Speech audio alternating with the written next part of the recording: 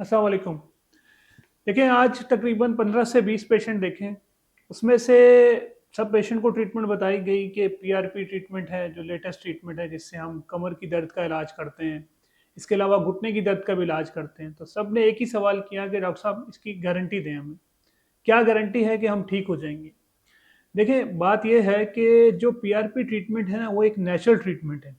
उससे हम आपके ब्लड से जो है ना इंजेक्शन बनाते हैं और आपको जिस हिस्से में तकलीफ होती है वहाँ लगा देते हैं। तो ये प्रोसेस स्लो प्रोसेस है और हीलिंग का प्रोसेस है। ये कोई स्टेरॉइड नहीं है जो फौरन से आपको ठीक कर दे। इसमें टाइम लगता है। आम तौर पे जिसकी भी पीआरपी की ट्रीटमेंट हम स्टार्ट करते हैं उनको तकरीबन 3 से 4 सेशन की ज़रूरत पड़ जाती है। डिपेंड करता है कि कितनी शिद्दत है तकलीफ़ की। और मैं ये कहूँगा, देखें हम तो आप लोगों का इलाज करने बैठे हैं, लेटेस्ट तरीके से आपका इलाज करें, लेकिन शिफा तो अल्लाह के हाथ में है ना, तो शिफा तो अल्लाह ही देगा ना।